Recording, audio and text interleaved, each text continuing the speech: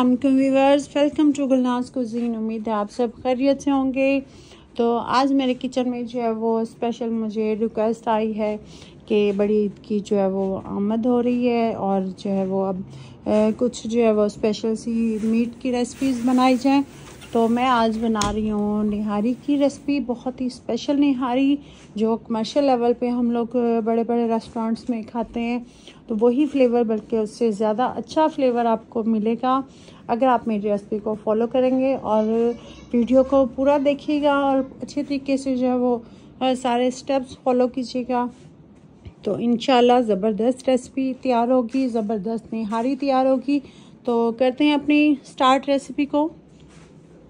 बिस्मिल्लाहिर्रहमानिर्रहीम। तो सबसे पहले हमें जो है वो मीट की सिलेक्शन करनी है। मैंने यहाँ पे बीफ का जो है वो लिया है, रान की जो है ना, मैंने रान का पूरा पीस लिया था, उसको मैंने उसकी कटिंग करवाई है। देखिए ये जो है ये बोनलेस हैं सारे, जिसको मछली का गोश्त भी बोलते हैं। रान का जो है ये पूरा अंडर कट होता है ये है। और साथ में जो है ना मैंने ये देखें ये नलियों वाली हड्डियाँ, ये भी बहुत ज़रूरी होती हैं, इसके बगैर जो है वो निहारी नहीं बनती।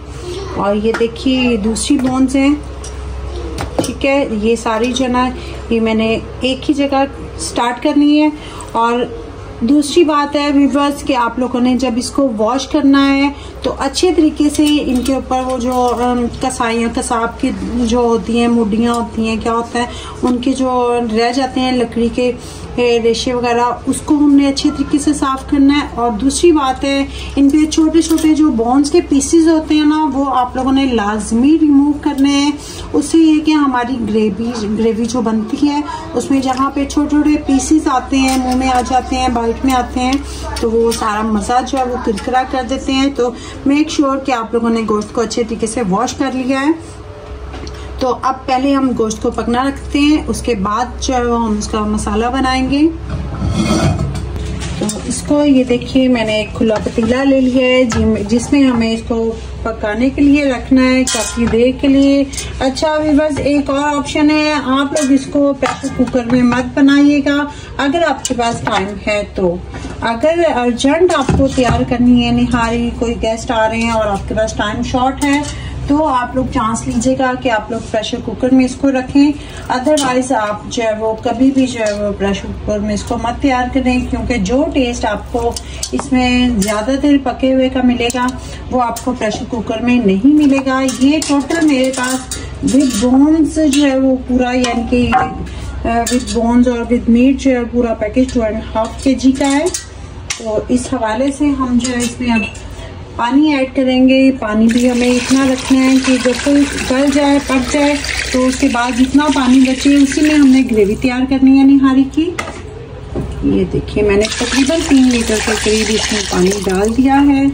और इसको अब हम जो है वो हल्की लो फ्लेम पे जो है, अभी गर्म हो जाए पानी तो फिर हम इसका फ्लेम जो है वो लो कर देंगे। और साथ में हम इसके यहाँ पे ऐड करने लगे हैं, ज़्यादा स्पाइसेस नहीं ऐड करने। एक दालचीनी की स्टिक है, 2 से 3 सब्ज़ इलायची और 2 अदद जो है बड़ी इलायचियाँ हैं। और उसके बाद मैंने 1 टीस्पून जो है इसमें सॉल्ट ऐड कर दिया है। और बस अब हम इसको कवर करके, बिस्मिल्लाह माशाअल्लाह, देखिए आप लोग देख रहे हैं कि हमारा गोश्त और जो बोन्स थी हमारी वो अच्छे तरीके से पक चुकी हैं। और व्यूअर्स इस चीज़ का ध्यान रखना है आपको कि आपका गोश्त जो है वो आपने 100% नहीं गिलाना उसको, यानी कि बिल्कुल जैसे मुकम्मल गोश्त तैयार होता है वैसा नहीं गिलाना आपको उसको 1/3 गिलाना है, यानी कि 3 हिस्से गिलाना है। एक हिस्सा वो खड़ा खड़ा रहना चाहिए। मैं आपको दिखाती हूँ कि ये किस तरह से कट होना चाहिए। इधर आइए, ये देखिए ये इस तरह हो कि हमारा नाइफ से इजीली कट हो जाए, ठीक है, इतना होना चाहिए इसको टेंडर। یہ مت سوچیے گا کہ میں نے اس کو کچے کو جو ہے وہ پانی میں پکنا رکھ دیا ہے تو گوشت کی کوئی اسمیل آئے گی یا کوئی ٹیسٹ آئے گا، بالکل بھی ایسا نہیں ہے۔ آپ لوگوں کو اچھے طریقے سے یاد ہوگا کہ جب ہم یہ لوگ بیف کا یخنی پلاؤ بناتے ہیں تب بھی تو گوشت کو اسی طرح سے رکھا جاتا ہے۔ تو ٹرسٹ می، اس طریقے سے آپ نہاری بنائیں، آپ کو بالکل کمرشل فلیور ملے گا اور بہت ہی ٹیسٹی نہاری بنے گی۔ تو اب جو ہے ہم اس کو سائڈ پہ کرتے ہیں، لیکن اس کو ہم نے فلیم کو آف نہیں کرنا۔ ویورز، گوشت کو اس ٹائم میں باہر نکال لوں گی کیونکہ باقی کا کام جو ہے اس میں مسالے میں جب ہم بھون کے اس میں جو ہے وہ گریوی ایڈ کریں گے، اس میں بھی اس نے تقریباً 15 سے 20 منٹ بلکہ آدھا گھنٹہ اس میں پکنا ہے، اور اس گوشت کو مجھے تقریباً پورا 1 گھنٹہ پکانا پڑا ہے۔ 1 گھنٹے سے یہ پک رہا ہے، اور بونز نہیں ہم نکالیں گے، بونز کو ابھی اسٹیل جو ہے نا اس میں رہنے دیں گے کیونکہ آپ کو پتہ ہے کہ بونز جو ہے وہ گلنے میں تھوڑا ٹائم لگتی ہیں۔ اس کو پکنے دیں، اس کا مزید فلیور جو ہے وہ یخنی میں آنے دیں۔ ہم صرف جو ہے وہ بون لیس نکال رہے ہیں، اپنا گوشت نکال رہے ہیں۔ جی ویورز، یہ دیکھیے میں نے سارا اس میں سے میٹ جو ہے وہ نکال لی ہے، اور بونز ایز اٹ از اس میں اسٹل ہے، اور وہ لو فلیم پہ ان کو اسی طرح سے ابھی پکنے دیجئے تاکہ ان کا مزید جو ہے وہ فلیور نکلتا رہے اس میں۔ اور ہم کرتے ہیں اب جو مسالہ تیار اس کا۔ ایک دوسرا پین لیجئے، اور میں نے لیے ہیں 2 بڑے سائز کی پیاز۔ یہ دیکھیے ان کو باریک سلائسز میں کٹ کرنا ہے، اور اس کے بعد ہم اس کو باریک سلائسز میں اس لیے کٹ کریں گے تاکہ جو ہے وہ ان کو براؤن کرنے میں آسانی رہے۔ پیاز کٹ ہو چکے ہیں، یہاں پہ باری ہے آئل لینے کی۔ آئل یہاں پہ ویورز عام کھانوں سے تھوڑا سا ایسی کھانوں میں تھوڑا زیادہ ڈلتا ہے، تو میں نے یہاں پہ تقریباً 300 ml کے قریب آئل لیا ہے۔ ٹھیک ہے، پورا 300 ml ہے، اور ہلکا سا گرم ہونے پر میں اس میں پیاز ایڈ کروں گی۔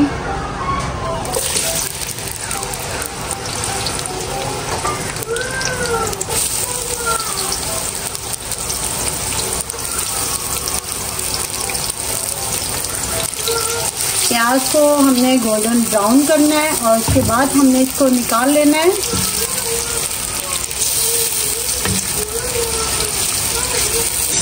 دیکھیے ہمارا پیاز جو ہے بہت زبردست گولڈن براؤن ہو چکا ہے۔ ہلا ہلا کے اس کو کریں تاکہ بیلنس میں فرائی ہو، کچھ کچے اور کچھ بلیک نہ ہو جائیں۔ یہاں پہ میں اس کو نکالنے لگی ہوں۔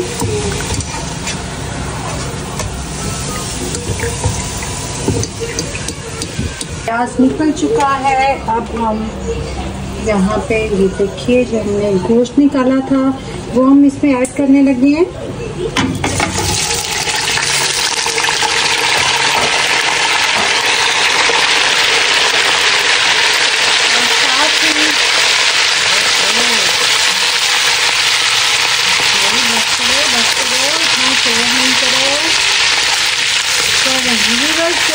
یہاں پہ میں نے 2 table spoon ginger garlic paste لیا ہے، وہ میں اس میں ایڈ کر رہی ہوں۔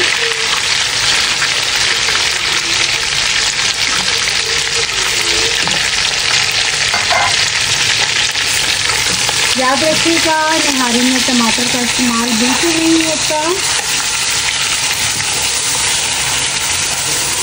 یہ بھی آپ کو میری نہاری کی ریسیپی یا میتھڈ جو ہے وہ تھوڑا سا ڈفرینٹ لگے، لیکن ٹرسٹ میں ویورز اس طریقے سے نہاری بنائیں گے تو آپ مجھے ضرور یاد کریں گے کہ واقعی نہاری جو ہے وہ بہت ڈیلیشیس بنی ہے۔ تو یہ دیکھیے لہسن ادرک کی بنائی ہو چکی ہے، اور میں یہاں پہ ایڈ کرنے لگی ہوں ویورز یہ میں نے خود بنایا ہے نہاری مسالہ، لیکن آپ لوگ جو ہے وہ اس کی ریسیپی میں آپ لوگوں کو ان قریب ضرور ڈال دوں گی۔ اور دوسرا یہ کہ آپ لوگ ویسے مارکیٹ سے کسی اچھی برانڈ کا نہاری مسالہ بھی لے سکتے ہیں، اور اس نہاری مسالے کے اگر آپ مارکیٹ سے لیں گے تو اس نہاری مسالے کے آپ نے 2 ٹیبل اسپون بھر کے لینے ہیں، اور ساتھ میں پھر جو ہے وہ اپنے red chilli powder 1 table spoon اور 1 ٹیبل اسپون جو ہے وہ دھنیا پاؤڈر ضرور ایڈ کرنا ہے۔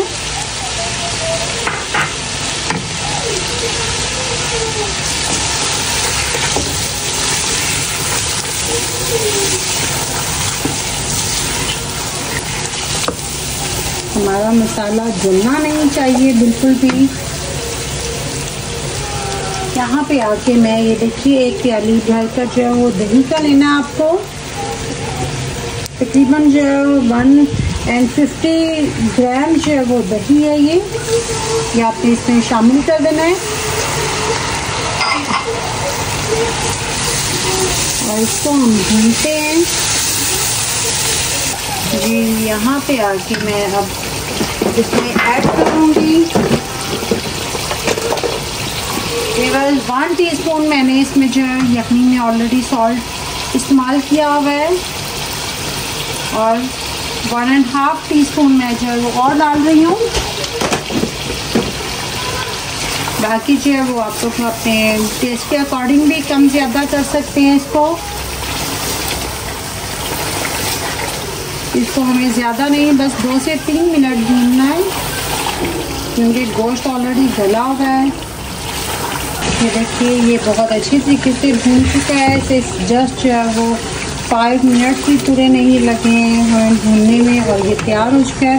अब हम इसको इसमें जो है वो अपना ऐड करते हैं।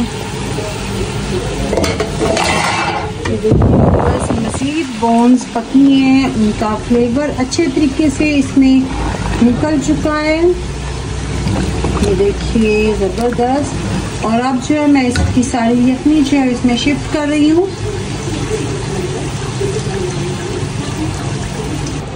ये लीजिए व्यूअर्स, मैंने सारी यखनी और बोन्स जो है वो इसमें ऐड कर दी हैं और अब हम इसको थोड़ा पकने देते हैं। इसको तकरीबन उबाल आने तक मैं पकने दूंगी। उबाल आने के बाद फिर इसमें हम लोग जो है वो आटे का इस्तेमाल करेंगे। यहाँ पे व्यूअर्स मैंने 1 टेबल स्पून साबुत खुश्क धनिया लिया है, 1 टेबल स्पून सौंफ लिया है और 1 टेबल स्पून मैंने जीरा लिया है।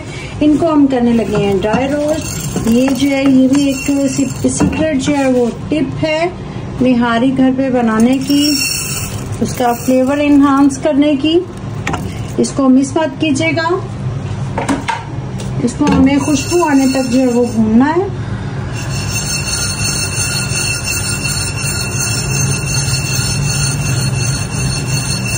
ये देखिए व्यूअर्स, इसका कलर भी हल्का सा चेंज हो चुका है और ये जो है वो बहुत माशाल्लाह अच्छी खुशबू आ रही है।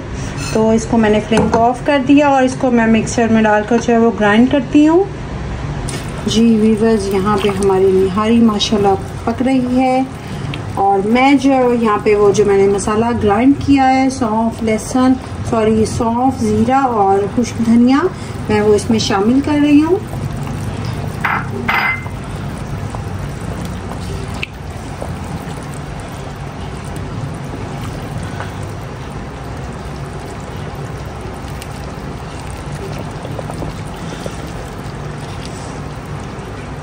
तो व्यूअर्स यहाँ पे मैं गंदम का आटा ले रही हूँ।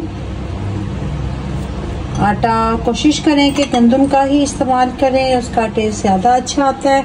तो मैंने यहाँ पे एक प्याली जो है वो भर के गंदम ले लिया है, गंदम का आटा सॉरी ले लिया है और ये आटा तकरीबन होगा 150 ग्राम के या 200 ग्राम के करीब होगा। तो आप लोग इसमें जो है वो 2 प्याली के करीब पानी डालेंगे और इसको अच्छी तरीके से हमें मिक्स करना है। इसमें लम्स नहीं रहने चाहिए बिल्कुल भी।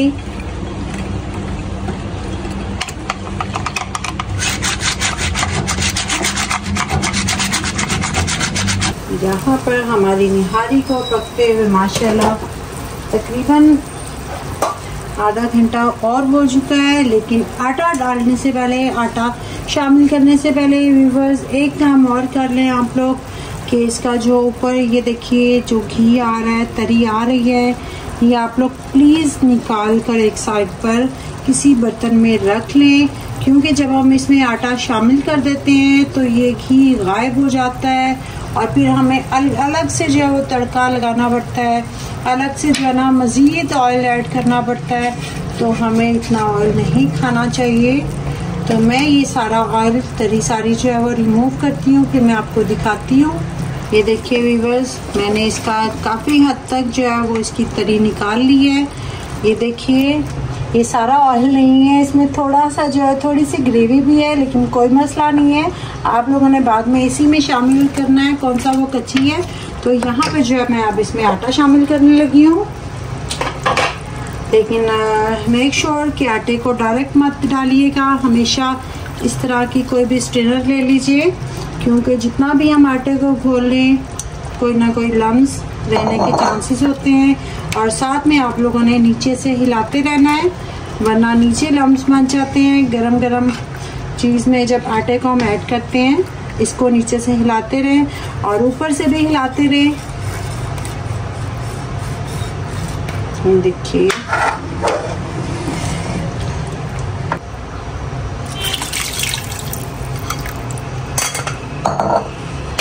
जी वीवर्स, आटा डालने के बाद कभी भी निहारी को जो है वो 5 मिनट या 10 मिनट मत पकाइएगा।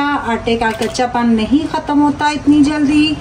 हमेशा अच्छी निहारी का और प्रोफेशनल और परफेक्ट फ्लेवर लेने के लिए आटे को जब हमने इसमें शामिल करना है तो मिनिमम हाफ एन आवर जो है ना आपने इसको पकाना है आटा डालने के बाद, ठीक है। तो मैं इसको जो है ये लो फ्लेम पे रखूंगी, हाई फ्लेम कभी मत कीजिएगा। आटा शामिल करने के बाद इसको हमने हिलाते भी रहना है थोड़ी थोड़ी देर बाद, वरना आटे की वजह से नीचे जो है वो लगना शुरू हो जाती है, जल जाती है निहारी, और फिर आपको पता है कि सारी मेहनत ज़ाया। तो ये देखिए, इसकी लुक अभी से माशाल्लाह बहुत खूबसूरत आ गई है, लेकिन हमें इसे आधे घंटे के लिए आधा घंटा हमने इसे पकाना है लो फ्लेम पे। और इसको मैं करती हूँ कवर। माशाल्लाह हाफ एन आवर गुजर चुका है, यानी कि हमें आटा डाले इसमें आधा घंटा हो चुका है, बल्कि 35 मिनट्स हो चुके हैं। तो ये देखिए माशाल्लाह कितना ज़बरदस्त टेक्सचर आया है इसका। जो है ये थिकनेस मैं चेक करवाती हूँ आपको। ये देखिए इसकी थिकनेस, ये देखिए बिल्कुल ये टेक्सचर होना चाहिए, ये कंसिस्टेंसी होनी चाहिए इसकी। और एक और बात मैं आपको दिखाती हूँ कि ये देखिए हमारा गोश्त, हमारा जो बीफ है वो बिल्कुल गल चुका है अच्छे तरीके से। ये देखिए कितना सॉफ्ट है, कितना सॉफ्ट है। लेकिन कहीं से भी देखिए, मैं आपको सारी रोटियां दिखाती हूँ, ये देखिए कहीं से भी ये टूटा नहीं है, पीसेस नहीं हुए इसके, घुला नहीं है। ये सिर्फ इस वजह से कि हम लोगों ने इसको प्रेशर कुकर में बंद करके नहीं पकाया, बड़ी एहतियात से पकाया है। और दूसरा ये कि कुछ लोग जो है वो फुल गलाने के बाद इस प्रोसेस में लाते हैं। फुल गलाने के बाद अगर आप लाएंगे तो इसको मसाला भुनने से अब तक तकरीबन 1 घंटा हो चुका है पकते हुए। तो इस 1 घंटे में अगर हम फुल गला के गोश्त को ऐड करते तो आप खुद सोच सकते हैं कि ये इसकी जो है वो क्या हालत होती। तो इसलिए यहाँ पे जो हम ऐड करेंगे अपनी जो हमने इसकी तरी चुराई थी। ये देखिए, वाओ, देखिए माशाल्लाह क्या जबरदस्त निहारी।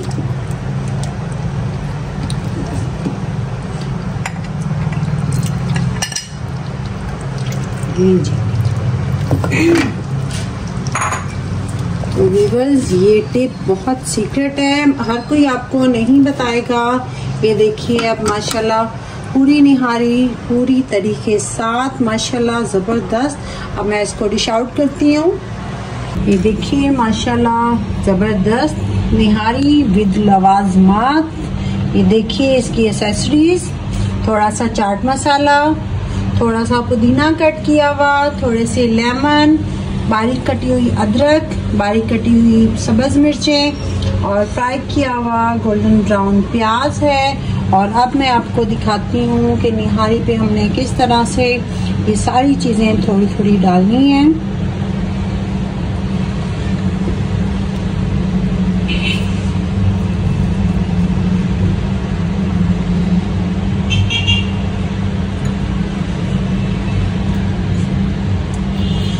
جی ویورز، آپ کو اگر میری ریسیپی پسند آئی ہو تو مجھے کمنٹس میں ضرور بتائیے گا. اپنا خیال رکھیے گا. اللہ حافظ.